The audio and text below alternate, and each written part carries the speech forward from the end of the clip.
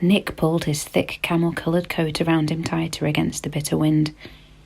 Last night's snowfall had caused a temperature drop which was proving most unpleasant in non-magical clothing.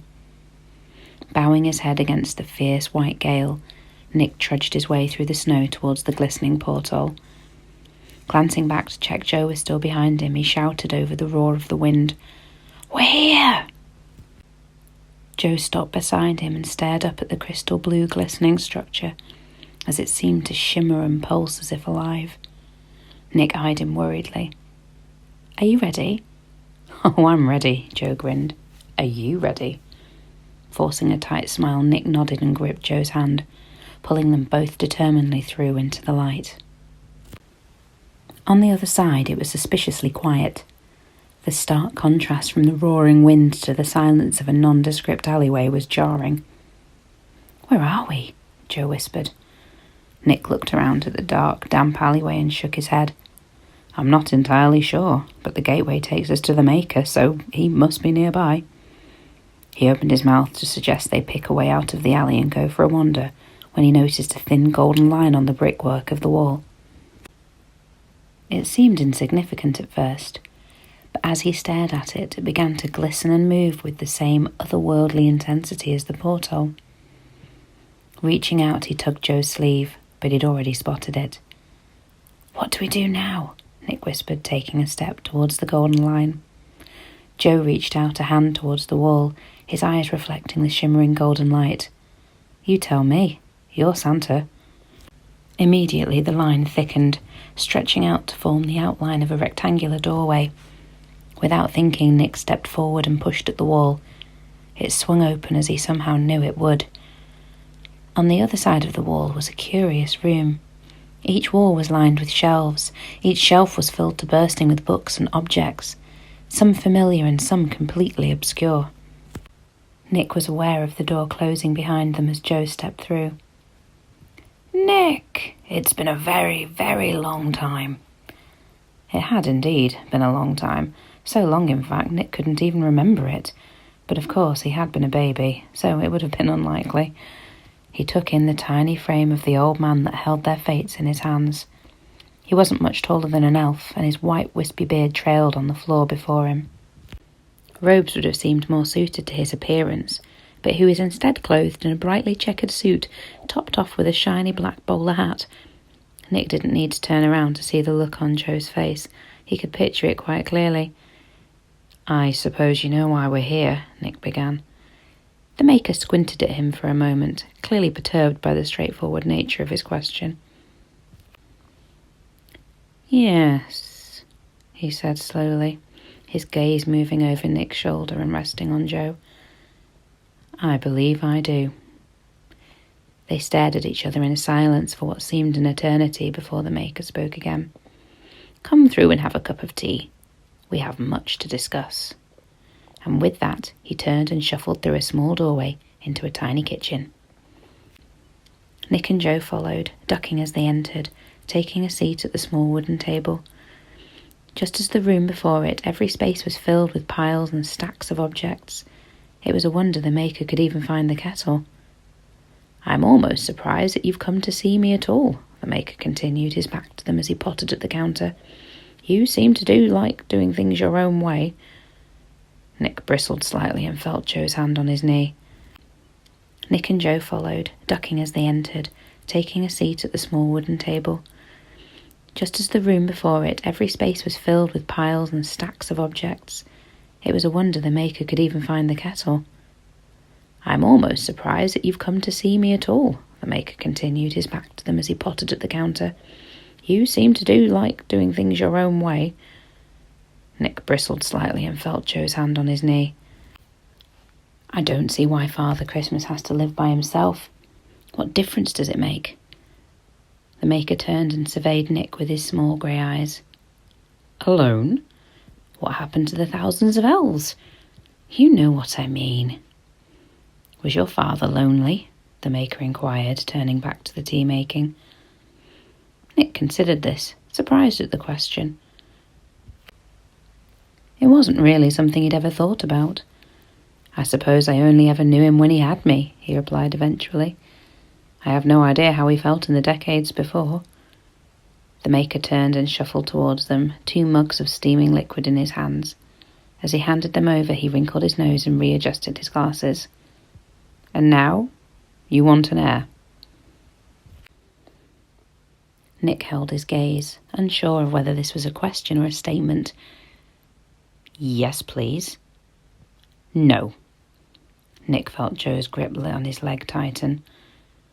What do you mean, no? Just what you think it means. The bearer will not be part of this.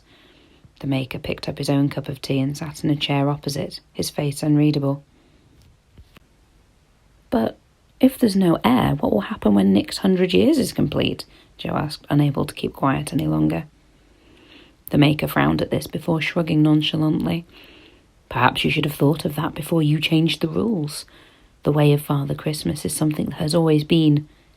Now it is lost. Joe stood, his hands raised in disbelief. So there'll be no more Santa? All because he chose to bring me with him? That's ridiculous. Ridiculous or not, that is my decision, the Maker replied calmly.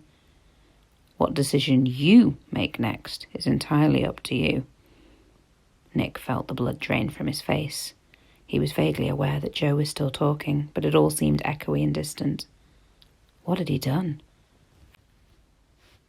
Had he destroyed his own legacy? What was the Maker asking him to do? Leave Joe? That wasn't going to happen. Was it? Come on. Nick looked up to see Joe tugging him to his feet. Let's get out of here. Still in shock, Nick rose to his feet, his eyes never leaving the Maker's passive, wrinkled face. He allowed himself to be pulled back to the first room as Joe slammed the kitchen door shut behind them. Can you believe him? Joe hissed. Nick shook his head. The fuzziness persisted as he gazed dazedly around the room. What was that noise? Joe waved his hands in front of his face. Are you listening to me? Can you hear that? Can I hear what? Nick pointed in the air. That noise. Joe's mouth hung open in exasperation, but he listened anyway. As he did, he began to nod. I do hear it. What is it? Sounds like some sort of music box music, Nick murmured. Like the ones the elves used to make years ago. Nick looked around them, searching for the source.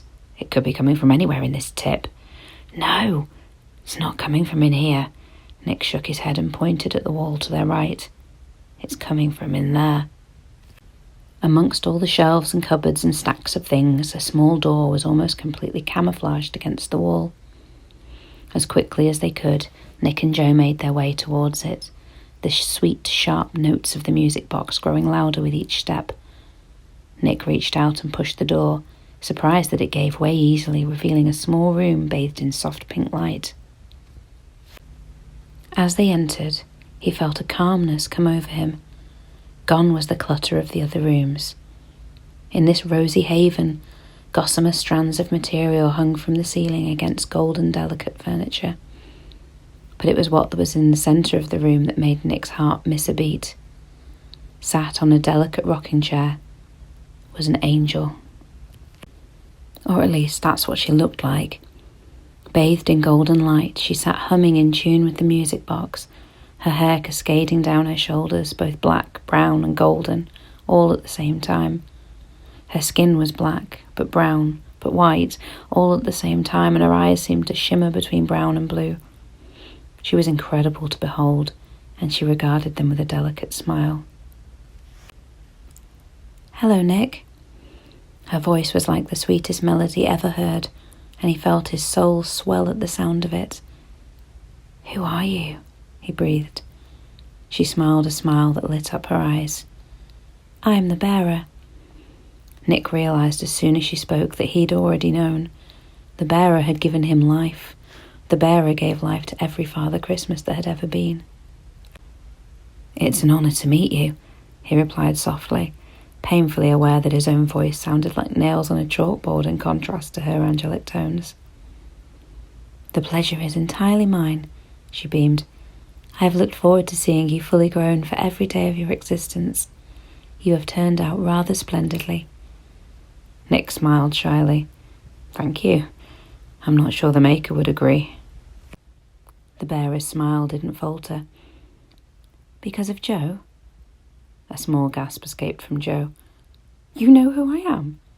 Of course I do, she smiled gently, and I'm afraid I cannot go against the Maker's decision. Nick frowned in confusion. He hadn't even thought that she might. Had he? He realised then that the bearer was several steps ahead of them. She reached out a hand for Nick to kiss, and he did so without hesitation. It truly has been wonderful to see how you turned out, she said gently. I wish you both all the best. And with that, they reluctantly turned and left.